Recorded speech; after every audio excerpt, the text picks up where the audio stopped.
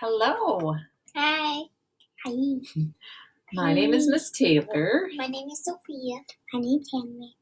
and we wanted to share a story with you that we like at our house. It's called Sophie Squash. That's right.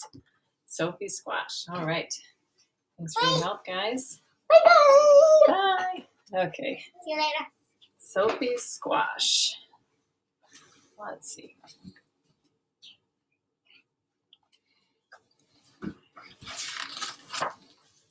Sophie Squash.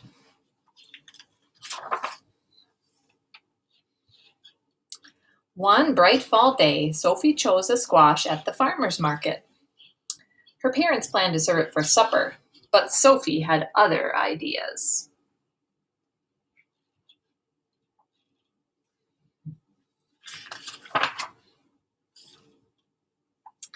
It was just the right size to hold in her arms, just the right size to bounce on her knee, just the right size to love. I'm glad we met, Sophie whispered. Good friends are hard to find. At home, Sophie used markers to give her squash a face. Then she wrapped it in a blanket and rocked it to sleep. Pretty cute, huh? Cute little squash.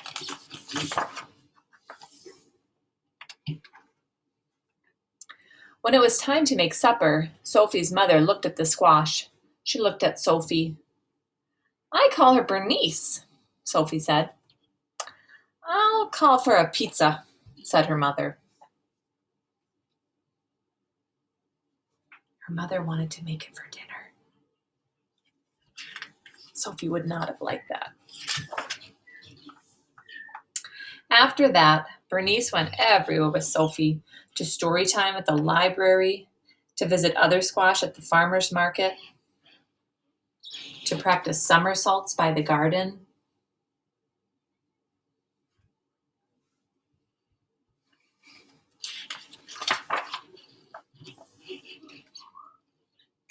Every night, Sophie gave Bernice a bottle, a hug, and a kiss. Well, we did hope she'd love vegetables, Sophie's mother told her father. Shh, Sophie said.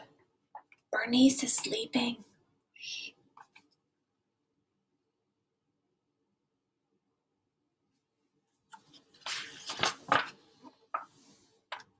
Sweet Pea, Sophie's mother said one morning as they made blueberry waffles. Bernice is a squash, not a friend. If we don't eat her soon, she'll get mushy and gross. Let's bake her with marshmallows. Won't that taste yummy? Oh, don't listen, Bernice, Sophie cried. Oh, she's like, Mommy, how dare you talk about cooking Bernice with marshmallows. That afternoon, Sophie's father took her shopping. Sugar beet, he said. Bernice is a squash. Why don't you pick a nice toy to play with instead? But the trucks were too hard, and the dolls were too soft. Sophie clutched Bernice tightly. No thanks, she said. I have everything I need. After supper, Sophie's parents called a family meeting. Bernice napped on Sophie's lap. Why don't we donate Bernice to the food pantry before she rots?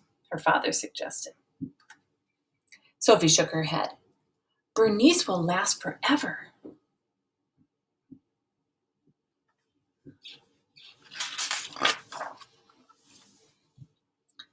Bernice seems a little blotchy, said Sophie's dad on the way to the library one day. She looks perfect to me, Sophie replied. At story time, some kids pointed and stared. What's that spotty thing? A boy asked. Her name is Bernice, and she's a squash, Sophie said, with freckles. Maybe Bernice should stay home next time, Sophie's mom suggested. Why? Sophie asked. She wasn't the one being rude. Why should she stay home? Still, as winter neared, Sophie noticed changes.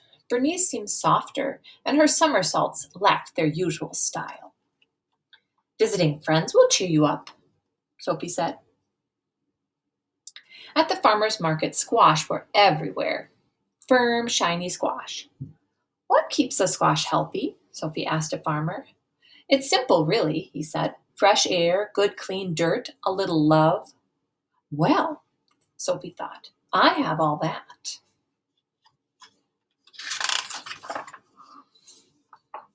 At home, Sophie cleared leaves from Bernice's favorite spot.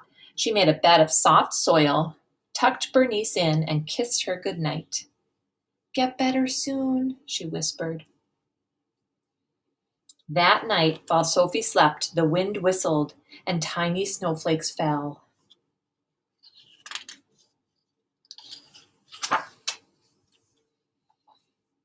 When she awoke, the world was covered in white. Do you think Bernice is cold out there? Sophie asked her mother. I'm sure she's warm and cozy under her snow blanket, her mother replied.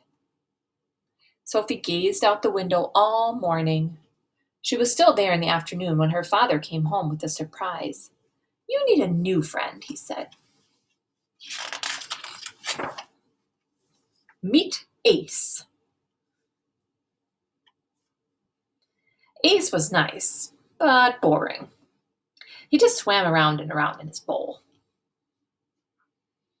But during the long winter, Sophie discovered that Ace was a superb silent reader who did fabulous flip turns.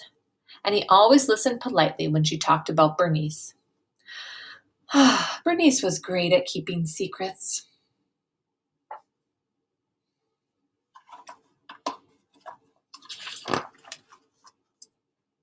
When the snow finally melted, Sophie rushed to the garden. The only thing there was a small green sprout. It looked strangely familiar. Bernice, Sophie said, how was your winter?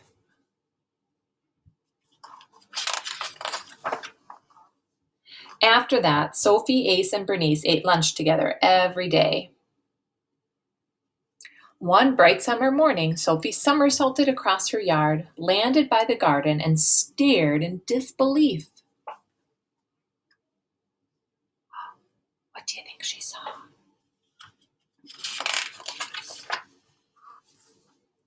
Bernice had grown 2 tiny squash.